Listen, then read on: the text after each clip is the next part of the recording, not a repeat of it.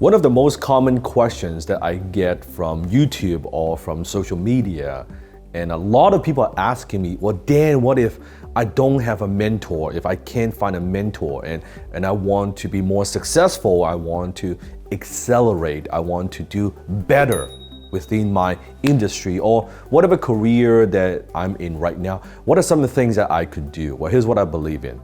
First of all, you have to understand that most people, they live a life of mediocrity, meaning that most people actually don't know what they're doing. So if you don't have a positive role model in your life, guess what you could do? Just look at what other people are doing in your industry. Let's say you're in sales. Look at what most salespeople do, and then what do? You do the opposite. So find out what they're doing right now, observe their behaviors, and then do the opposite. Let's say you're working in a car dealership right now, hypothetically, and you look at what most people do in a car dealership. Maybe they spend a lot of time chit-chatting near the water cooler, right? Or they gossip a lot, or they come across too salesy and use a lot of techniques and really stupid, outdated techniques to manipulate the customer. Well, guess what? Look at those, study those, and then you do the opposite. If you just do that, you will stand out. The way they talk a certain way, do the opposite. The way they greet the customer this way, you do the opposite. The way they treat customer this way, you do the opposite. Most sales professionals, what they don't understand, the amateur, write it down, the amateur, they try to get a customer to make a sale. Professionals, we get a sale so we could acquire a customer. It's a very different type of thinking. It's a different level of thinking, meaning most salespeople, unfortunately, they are transactional. It's, hey man, you come in, I sell you something, you never hear from them again. Comment below, how many of you have dealt with salespeople that after they quote unquote make the sale, after they have closed the deal, you never ever hear from them again? You never hear from them again. They never add any value to your life. Unless maybe it's an annual renewal thing, just a few days before the renewal, then they'll call you up, hey man, how's it going? And they try to renew you.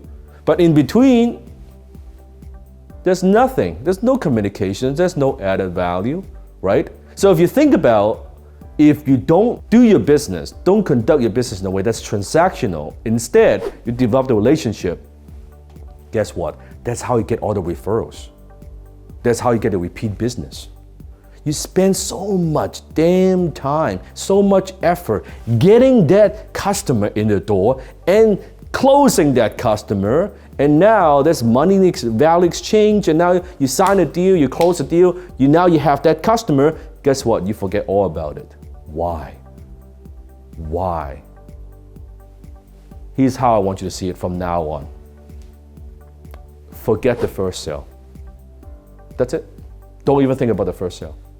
Don't think about I get that sale, I'm done. No, I want you to completely forget the first sale. Knowing that you make that sale to get a customer. I don't care how much commission you make. I don't care what you get from it. I don't care any of that. Forget that. You're gonna sell a car? Forget the first transaction, the first car, don't count. You're gonna make the money, but mentally, don't even count that. Only counts the second and third one.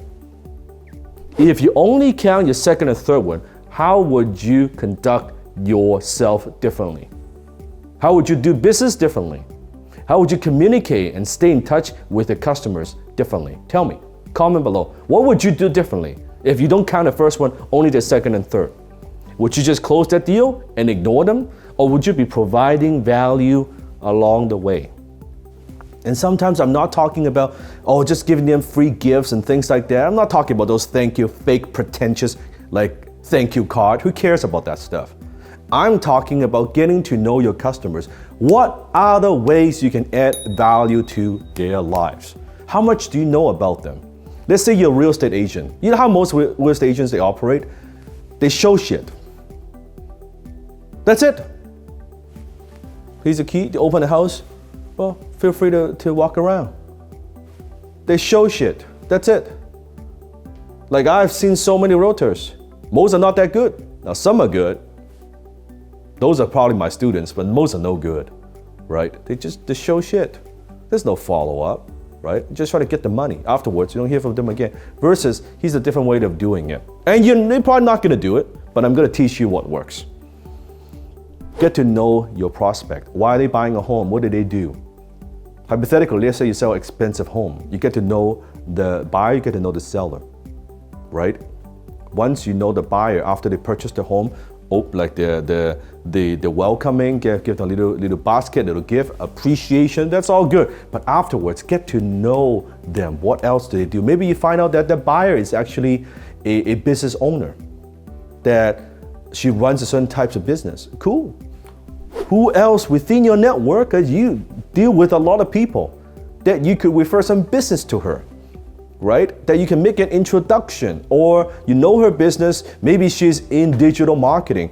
You see something interesting, an article, a video, or a book, $20 book. Send them something, right? From time to time, staying in touch. Because people, they stay at one house, they may buy a second house, they might know someone, everybody knows somebody else, that they could refer some business to you. You just do it, you spend just a tiny little bit of time and money, nurture that relationship, you stop selling and just adding value, you're doing that, how many more referrals are you gonna get? It doesn't require tricks, it doesn't require techniques, it requires a little bit of thoughtfulness. It requires care. Just do that. How many realtors do that? Nobody. No one does that. Just do a little bit. And then guess what happens? That buyer would remember you because no other realtors ever take the time to do that. You're like, hey, here's something that could help you. Then you're always in front of them and they know that you're thinking about them. Not just selling them a home. Now you have a much deeper friendship.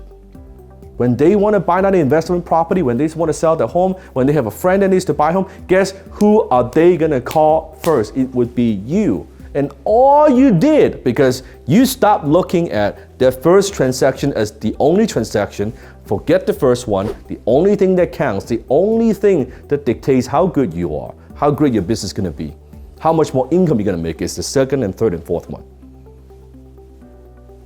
Change the mentality, shift your focus, and see how that would transform your business. I could go on and on how many bad techniques or outdated techniques that a lot of amateur sales people use every single day. Click the link below and check out, see if you are using still some of these techniques. And then what you should do instead.